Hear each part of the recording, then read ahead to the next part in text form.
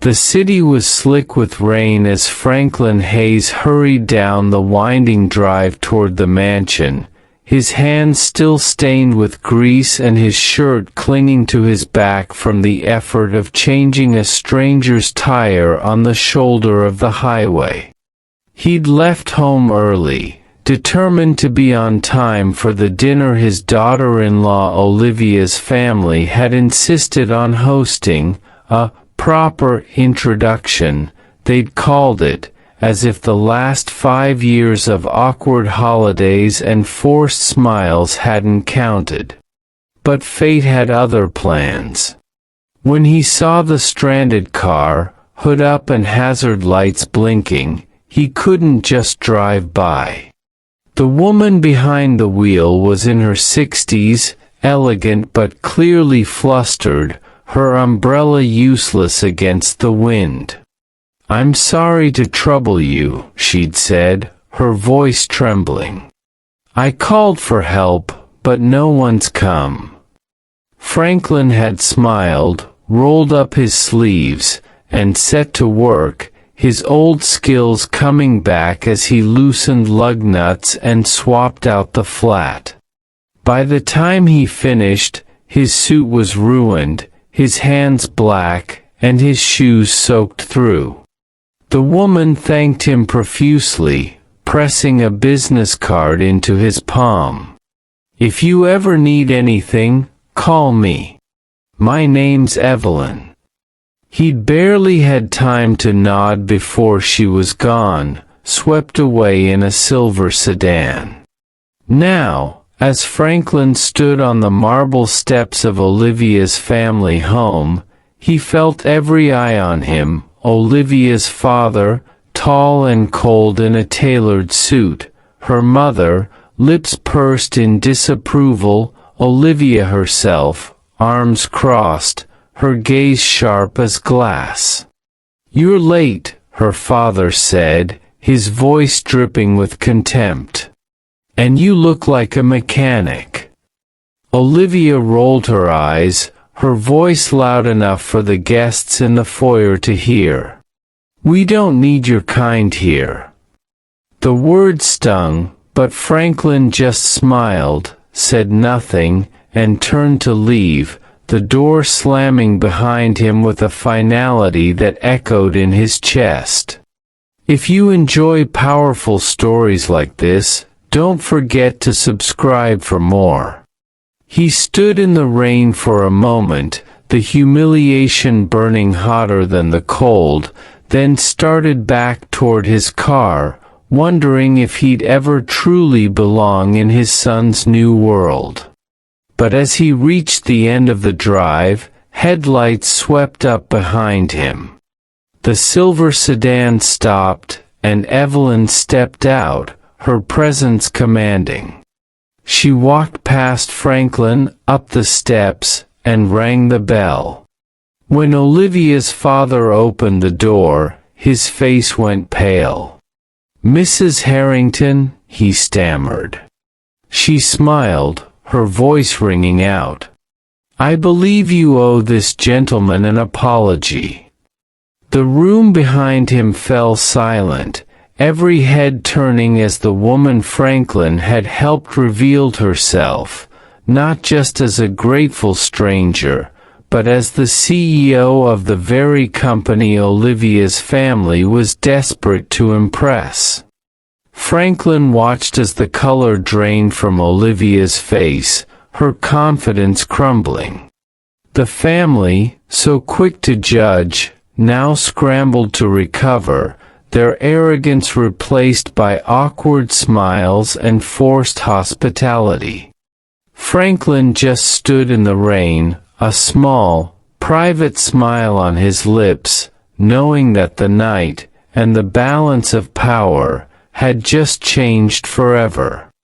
The rain had stopped by the time Franklin stepped back inside, but the tension in the foyer was thick enough to cut with a knife.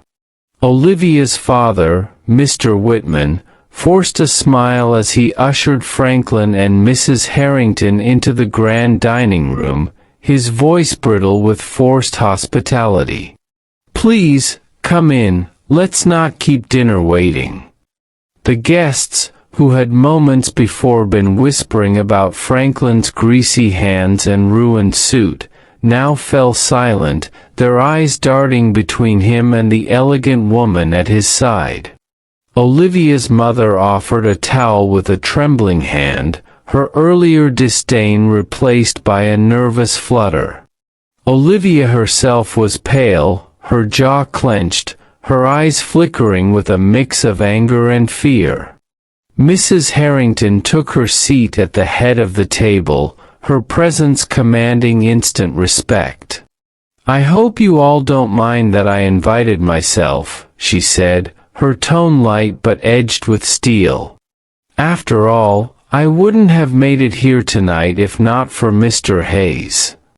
The room buzzed with confusion as Mr. Whitman tried to regain control, launching into a story about his latest business deal, but Mrs. Harrington cut him off.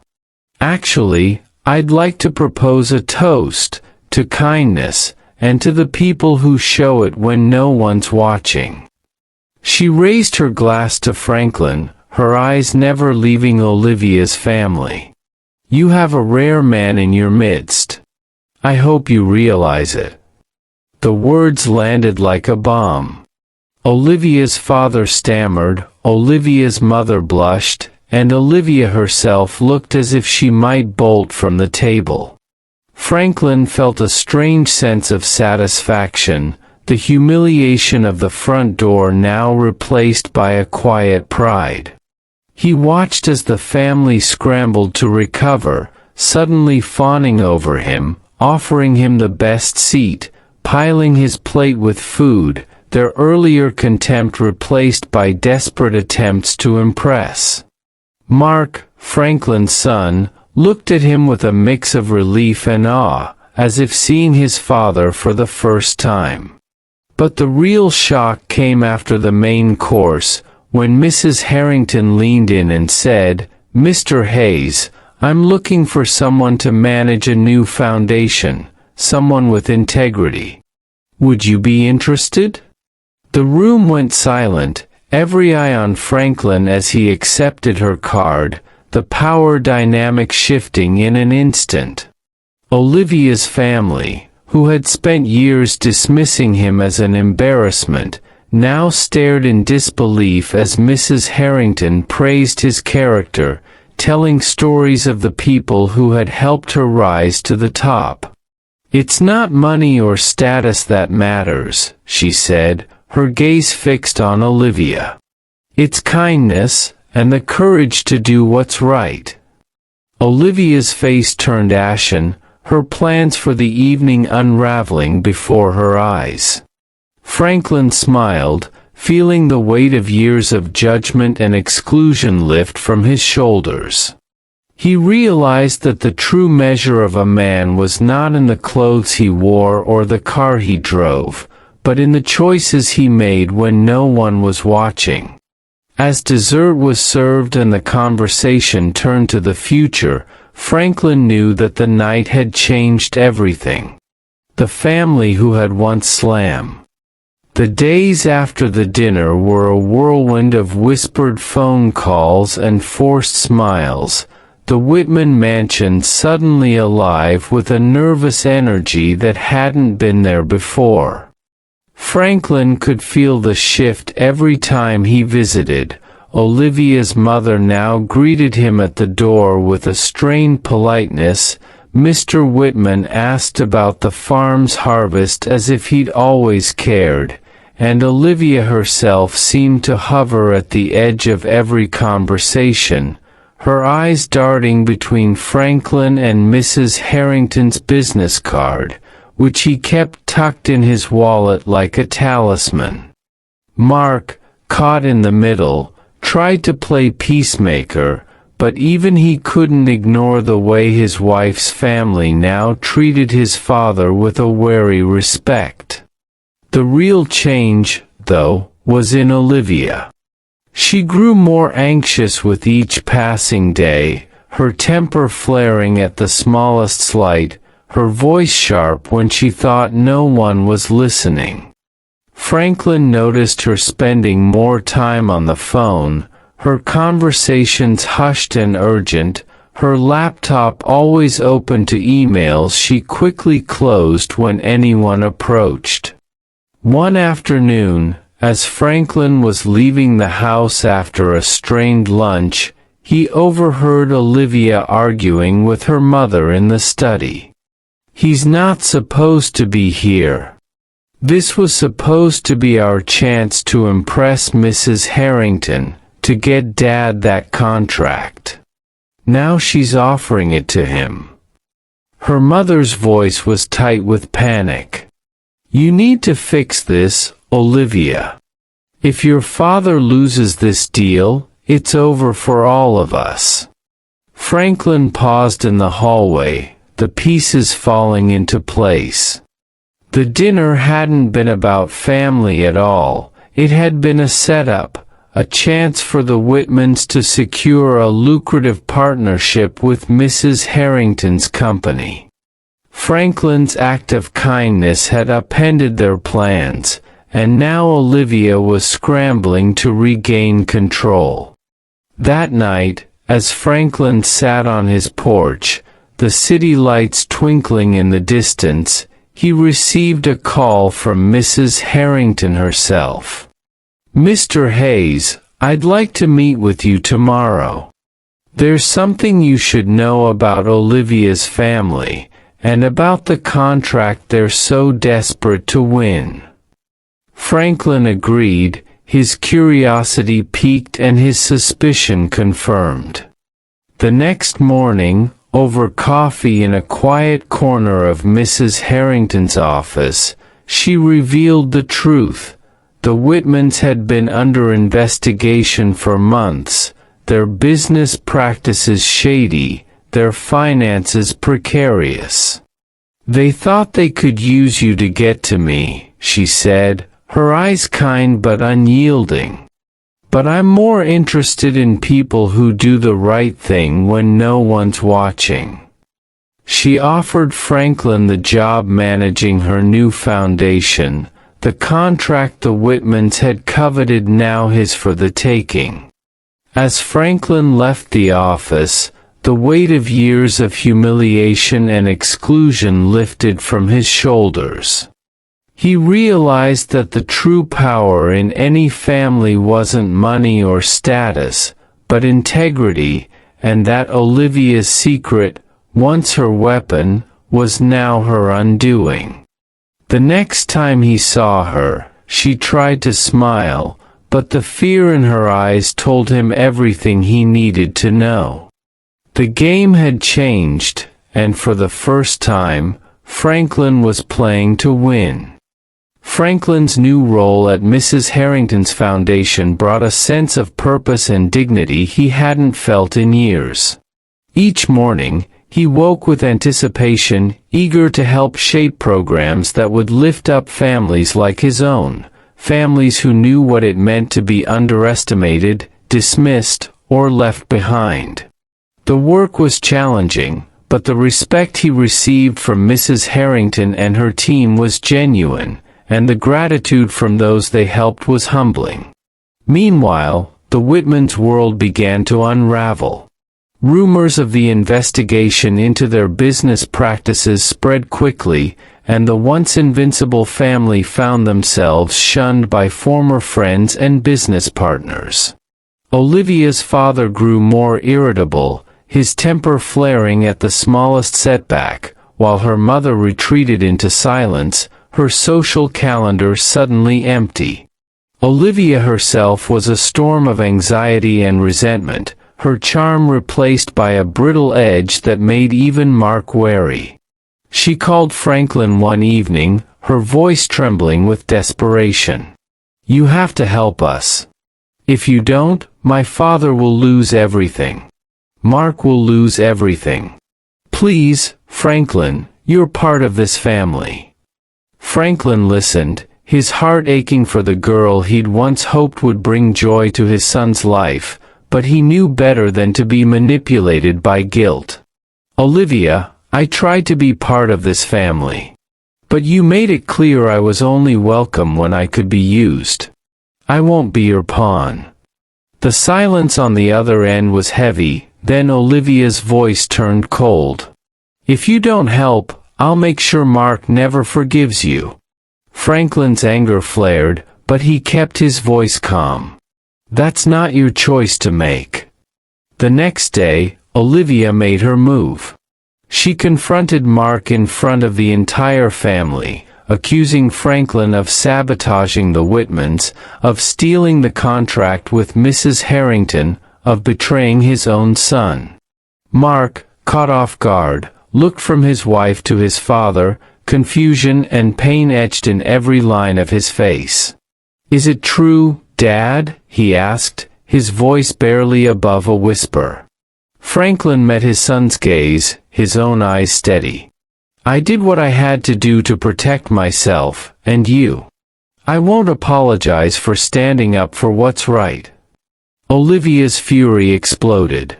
"You're tearing this family apart. You're nothing but a selfish old man." The room fell silent, the weight of her words hanging in the air. Mark looked at Olivia, then at Franklin, and for the first time, he saw the truth. "No, Olivia. You did this. You used us all. I'm done." He turned to Franklin, his voice breaking.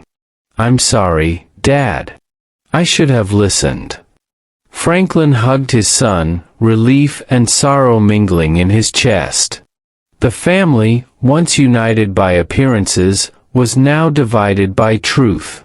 As Olivia stormed out, her world collapsing, Franklin realized that the real victory was not in winning a contract or exposing a lie, but in reclaiming his dignity and his son.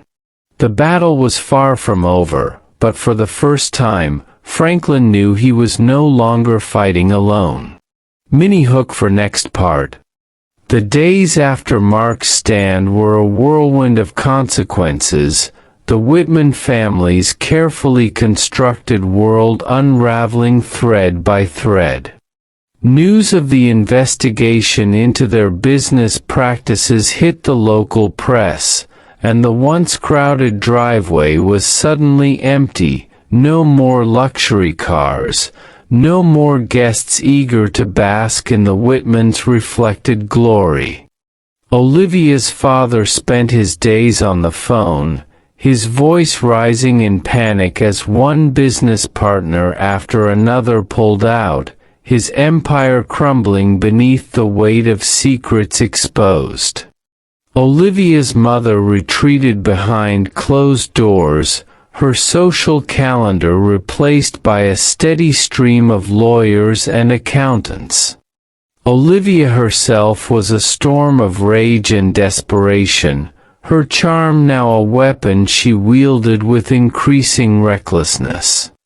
She called Mark at all hours, her messages swinging from pleading to venomous, blaming him for siding with Franklin, for choosing a nobody over your own wife. Mark, for his part, was a man transformed.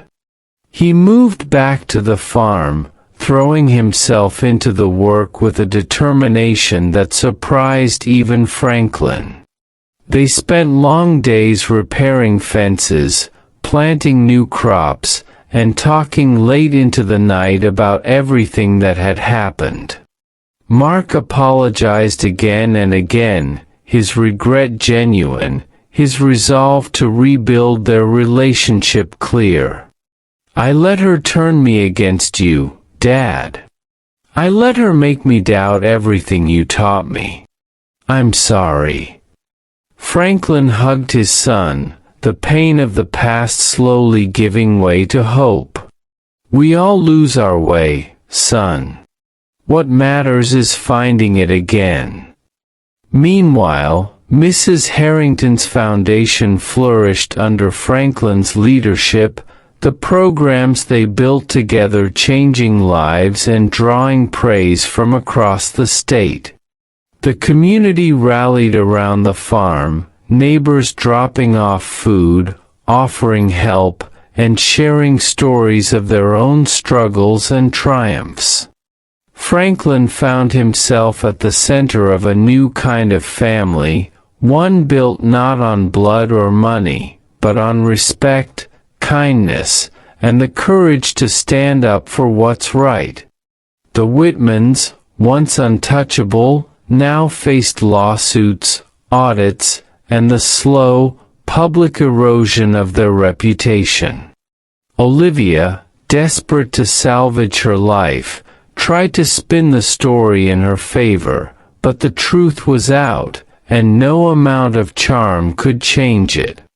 One evening, as Franklin and Mark sat on the porch watching the sun set over the fields, Mark turned to his father, his voice quiet but sure. "We did the right thing, Dad. No matter how hard it was." Franklin nodded, his heart full. "The right thing is rarely the easy thing, son. But it's always worth it." As the stars appeared overhead and the farm settled into quiet, Franklin realized that the greatest revenge was not in destroying the Whitmans, but in living well, loving honestly, and building a legacy that would endure long after the last scandal faded from memory. The farm was just beginning to settle into a new rhythm when the unexpected visitor arrived. It was a Saturday morning, the air crisp with the promise of autumn, and Franklin was in the barn with Mark, repairing a stubborn piece of machinery. The sound of tires crunching on gravel made them both look up. A sleek black sedan pulled into the drive, and for a moment, Franklin's heart clenched, old habits of suspicion and dread rising before he could tamp them down. But when the door opened, it wasn't a lawyer or a reporter. It was Olivia, standing alone, her posture uncertain, her eyes red from crying. She looked smaller than Franklin remembered, her confidence stripped away, replaced by something raw and vulnerable. Mark stiffened, his jaw tightening, but Franklin put a hand on his son's shoulder. "Let's hear her out." Olivia approached slowly, her hands twisting together, her voice barely above a whisper. "I know I have no right to be here. I know I hurt you both. But I needed to say this in person." She handed Franklin a letter, her hands shaking. "I'm leaving town. My family, they're finished. The business is gone, the house is up for sale, and I'm starting over somewhere new. I wanted to say I'm sorry. Not for the money, or the farm, or the lawsuit, but for the way I treated you. For the things I said. For making Mark choose." She turned to Mark, her eyes shining with regret. "You were right to stand by your father. I see that now. I hope one day you can forgive me." Mark's anger softened, replaced by a sadness that seemed to settle into his bones. "I don't know if I can forgive you, Olivia. Not yet. But I hope you find what you're looking for." Olivia nodded, tears slipping down her cheeks. She looked at Franklin, her voice trembling. "Thank you for showing me what real strength looks like. I hope you both find peace." She turned and walked back to her car, the engine starting with a quiet hum. Franklin and Mark watched as she drove away, the dust rising behind her, the final chapter of a painful story closing with a whisper instead of a bang. They stood in silence for a long moment, the weight of forgiveness and loss heavy in the morning air. Franklin finally spoke, his voice gentle. "Sometimes the hardest thing isn't standing up to others, it's letting go of the anger that keeps us from moving on." Mark nodded, his eyes wet. "I think I'm ready to try." As they walked back to the barn, the sun broke through the clouds, bathing the farm in golden light. Franklin felt a peace settle over him, the kind that comes from knowing you've done the right thing, even when it was the hardest thing. The journey wasn't over, but for the first time, the road ahead felt clear. With Olivia gone and the last legal battles behind them, Franklin and Mark found themselves at the threshold of a new chapter, one defined not by fear or bitterness, but by the quiet, daily work of healing. The farm, once a battleground, became a place of renewal. Franklin poured his energy into the land, planting new orchards, repairing old fences, and inviting neighbors to help with the harvest. Mark, freed from the weight of divided loyalties, threw himself into the work, his laughter returning, his confidence growing with every honest day. Word spread quickly through the community. The Hayes farm was open to all. Families who had once kept their distance now brought their children to learn about planting and caring for animals. Franklin started a Saturday morning breakfast for anyone who needed a meal or a friend, the kitchen filled with the smell of pancakes and the sound of stories shared over coffee. The local school asked Franklin to speak about resilience and forgiveness, and he found himself standing in front of a room full of teenagers, telling them the truth about mistakes, second chances, and the power of standing up for what's right. Mark joined him, sharing his own journey from shame to pride, his voice steady as he described the moment he chose his father over the easy path. The farm's transformation drew attention from beyond the county. A regional magazine ran a feature on "The Farm That Came Back," and soon Franklin was fielding calls from other families facing their own storms. He offered advice, encouragement, and, when needed, a place to stay for those escaping their own toxic situations. The farm became a beacon, a living testament to the idea that dignity and hope could be rebuilt, one honest act at a time. Franklin and Mark worked side by side, their bond stronger than ever, their laughter echoing across the fields. The pain of the past lingered, but it no longer defined them. Instead, they chose to remember the lessons learned, that forgiveness is a gift you give yourself, that family is built on trust and second chances, and that the greatest revenge is not in payback, but in living well and helping others do the same. As the first frost dusted the fields and the trees blazed with autumn color, Franklin stood on the porch, watching the sun rise over the land he'd fought so hard to protect. He felt a peace deeper than any he had ever known, grateful for the journey, and ready for whatever tomorrow might bring. The farm's new reputation as a place of healing and hope brought more visitors than Franklin ever expected. Letters arrived from people he'd never met, asking for advice or simply thanking him for sharing his story. The local paper ran a follow-up, and the mayor stopped by to present Franklin and Mark with a community service award, the ceremony drawing a crowd that filled the barn with applause and pride. But just as Franklin began to believe the past was finally behind them, a challenge arrived that threatened to test everything he and Mark had built. One chilly November morning, as Franklin was mending a fence at the edge of the property, a car pulled up, a sleek, unfamiliar sedan with out-of-state plates. The driver stepped out, a man in a sharp suit and expensive shoes, his expression unreadable.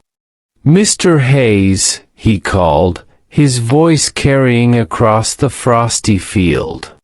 Franklin wiped his hands on his jeans and nodded, wary but polite. "That's me." The man introduced himself as Mr. Dalton, a lawyer representing a distant relative of Olivia's family. "My client is contesting the verdict," Dalton said, handing Franklin a thick envelope. "They claim new evidence, alleging that the trust was altered under duress, that you manipulated witnesses, that the farm should be returned to Olivia's family." Franklin's heart sank, the old fear and anger flaring up. He took the envelope, his hand steady despite the storm inside. "We've been through this already," he said quietly. The court decided. The evidence was clear. Dalton shrugged, his smile thin. "Sometimes, Mr. Hayes, the law isn't about truth. It's about who can fight the longest." As the car drove away, Franklin stood in the cold, the envelope heavy in his hand. He called Carter and Evelyn, who met him in the kitchen that afternoon, their faces grim but determined. "They're trying to wear you down, Franklin," Carter said. "But we're ready. We have every document, every witness, every legal safeguard in place." Mark listened, his jaw set, his eyes burning with resolve. "We're not giving up, Dad. Not now. Not ever."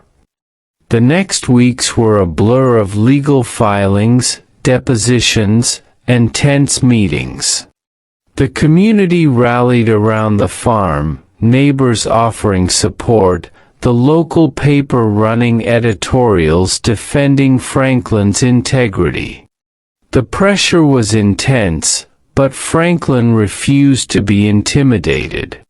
He spoke at town meetings, telling the truth with quiet dignity, his story inspiring others to stand up for themselves. The final hearing was set for the end of the month, and as Franklin prepared his testimony, he realized that the real test was not about land or money, but about whether the lessons of forgiveness and resilience could truly endure. The night before the hearing, Mark found Franklin on the porch, staring out at the moonlit fields. "Are you scared, Dad?" Mark asked. Franklin smiled, his heart full. "A little. But I know we're not alone. And I know we're doing the right thing." As the first snow began to fall, Franklin felt a peace settle over him. Whatever happened in court, he had already won the battle that mattered most, the battle for his family's soul. The courthouse was packed for the final hearing, the air thick with anticipation and the low hum of whispered speculation. Franklin sat at the front with Mark, Carter, and Evelyn, the envelope from Dalton resting on the table like a challenge. Olivia's distant cousin, a man Franklin had never met, sat with his own team of lawyers, their faces set in grim determination. The judge entered, her expression stern, and called the court to order. Dalton began with a flourish, painting Franklin as a manipulator who had coerced witnesses and exploited his position to secure the verdict. He waved the new evidence, a series of emails and affidavits from former Whitman employees, all claiming that Franklin had pressured them to testify. Carter rose, his voice calm but edged with steel. "Your Honor, we have already addressed these claims. The court has seen the original documents, heard the testimony, and rendered a verdict. This is nothing more than an attempt to relitigate a settled case." The judge nodded, her patience clearly wearing thin. "Unless you have something truly new, Mr. Dalton, I see no reason to reopen this matter." Dalton hesitated, then called his surprise witness, Bill, Franklin's old friend and the man who had betrayed him months before. Bill took the stand, his eyes darting nervously between Franklin and the judge. I was pressured to testify," he stammered. "Franklin told me I'd lose my job if I didn't." The courtroom buzzed, but Carter was ready. He produced a recording, Bill's own voice, months earlier, telling Carter that he wanted to testify, that he was sick of the Whitmans' lies. The judge listened, her face growing colder with every word. "Mr. Bill, do you stand by your original statement, or this new one?" Bill wilted under her gaze. "My original statement, Your Honor. I was offered money to change my story." The judge's gavel rang out. "Enough. This court will not be used for personal vendettas or intimidation. The original verdict stands. The farm remains with Mr. Hayes. All further claims are dismissed with prejudice." The gallery erupted in applause, the tension breaking like a summer storm. Franklin hugged Mark, relief and joy flooding through him. Even Dalton, defeated, offered a grudging nod of respect. As the courtroom emptied, the judge approached Franklin, her voice low. "You showed this community what it means to fight for what's right.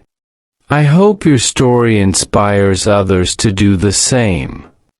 Outside, the first snowflakes drifted down, the city quiet and bright. Franklin looked at Mark, his heart full. "We did it, son. We're finally free." As they drove home, the farm waiting like a promise on the horizon, Franklin realized that the true victory was not just in the land, but in the courage to stand up, to forgive, and to begin again. The last stand was over, and the future was theirs to shape. The drive back to the farm felt like a journey through a world transformed. The snow fell in soft, silent sheets, blanketing the fields and barns in a hush that made every fence post and tree branch shimmer with possibility. As Franklin and Mark turned onto the long gravel drive, they saw a line of cars parked along the road, neighbors, friends, and even a few strangers who had followed their story in the news. The farmhouse glowed with light, the porch strung with lanterns, the barn doors thrown open to reveal tables laden with food and mugs of steaming cider. Franklin stepped out of the truck, his boots crunching in the snow, and was immediately surrounded by a wave of hugs and handshakes. The mayor was there, offering congratulations and a plaque from the city, for courage, integrity, and the spirit of community. Children ran through the yard, their laughter ringing out as they chased each other between the hay bales. Mark moved through the crowd, his face alight with pride and relief, introducing Franklin to everyone as the man who saved the farm. Evelyn and Carter arrived, their smiles wide, and Lila, the whistleblower, brought her own family, her eyes shining with gratitude. As the evening wore on, Franklin found himself at the center of a circle of friends, telling stories of the old days, the battles fought and won, the lessons learned. He spoke of forgiveness, of the power of standing up for what's right, and of the hope that comes from never giving up. The pain of the past lingered, but it was softened by the warmth of the people around him, by the knowledge that he had not only saved his family's legacy but had helped build something even greater, a community united by resilience and kindness. As the last guests drifted home and the farm settled into quiet, Franklin and Mark stood on the porch, watching the snow fall in the moonlight. "We did it, Dad," Mark said softly. "We really did." Franklin put an arm around his son's shoulders, his heart overflowing with gratitude. "We did it together, son. And we'll keep doing it, one day at a time." The journey had been long and hard, but in the end, it had led them all home. As Franklin looked out over the fields, the land safe and thriving, he knew that the truest legacy was not land or money, but the family and hope you leave behind. The story was not just about survival, but about the courage to forgive, to rebuild, and to begin again. The morning after the celebration, Franklin Hayes woke before dawn, the farmhouse quiet except for the gentle creak of old wood and the distant lowing of cattle. He pulled on his boots and stepped outside, the cold biting at his cheeks, the world hushed and silver under a blanket of fresh snow. The sky was just beginning to lighten, a pale gold blooming on the horizon, and Franklin walked the familiar paths around the farm, his breath clouding in the air. He paused at the edge of the fields, the land stretching out before him, every fence mended, every row a testament to the work he and Mark had poured into rebuilding not just the farm, but their family. Mark joined him, a mug of coffee in hand, his face relaxed and open in a way Franklin hadn't seen since he was a boy. They stood together in silence, father and son, the weight of the past months settling into something softer, no longer a burden, but a bond. "I used to think this place was a curse," Mark said quietly, his gaze fixed on the fields. "But now I see it's a gift. Thank you for not giving up on me, Dad." Franklin smiled, his heart full. "We both had to learn the hard way, son. But we learned. And that's what matters." As the sun climbed higher, the farm came alive, chickens clucking, the distant rumble of a tractor, the laughter of children as they raced through the snow. Franklin felt a peace settle over him, the kind that comes from knowing you've done the right thing, even when it was the hardest thing. He thought of Brittany's letter, of the pain and forgiveness that had brought them to this moment, and realized that the scars of the past were not something to hide, but to honor. They were proof of survival, of resilience, of the courage to begin again. Mark turned to him, his eyes shining. "What do we do now?" John looked out over the land, the legacy he'd fought so hard to protect, and felt the answer rise in his chest. "We live, son. We love. We keep building, together." As they walked back to the house, the sun warming their backs, Franklin knew that the story of the Hayes farm would be told for generations, not as a tale of betrayal, but as a testament to the power of forgiveness, the strength of family, and the quiet, unbreakable hope that no storm could ever wash away. The journey had been long and hard, but in the end, it had led them home. And as Franklin closed the door behind him, the farm alive with the sounds of a new day, he knew that whatever tomorrow brought, they would face it together, stronger, wiser, and finally, at peace. Winter melted into spring, and with it came a sense of renewal that touched every corner of the Hayes farm.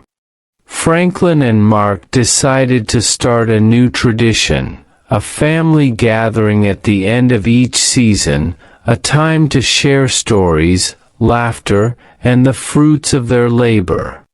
The first of these gatherings was held on a bright April afternoon, the fields alive with the green promise of a new crop, the barn doors thrown open to welcome friends, neighbors, and family from near and far. Julia arrived with her children, their laughter echoing through the orchard as they chased each other between the rows of budding apple trees.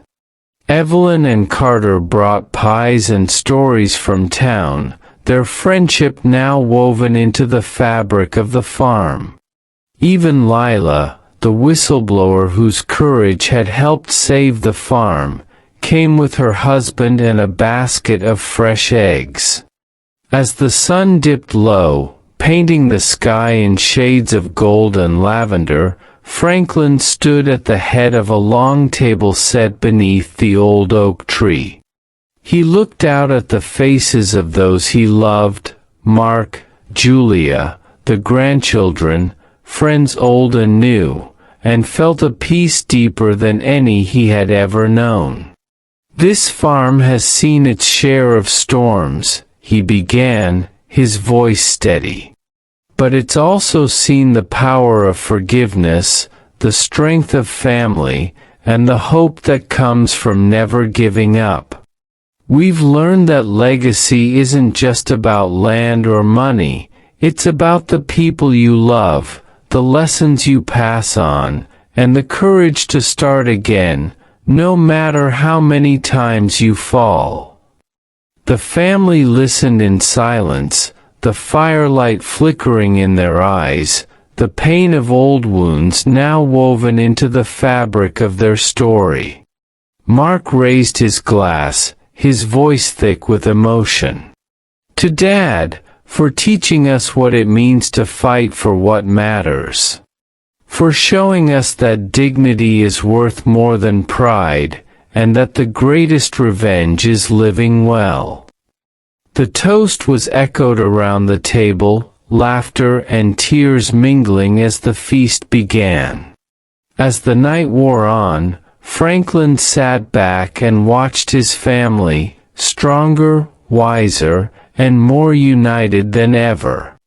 He thought of Brittany's letter, of the forgiveness that had set them free, of the community that had rallied around them, and of the land that would one day belong to Mark and his children. The pain of the past would never fully disappear, but it no longer defined them. Instead, they chose to remember the lessons learned, that hope is a choice, that love is a gift, and that the truest legacy is the family you build, the lives you touch, and the courage to forgive. As the stars appeared overhead and the world grew quiet, Franklin closed his eyes, grateful for the journey, and ready for whatever tomorrow might bring, knowing that, at last, the Hayes legacy would endure for generations to come.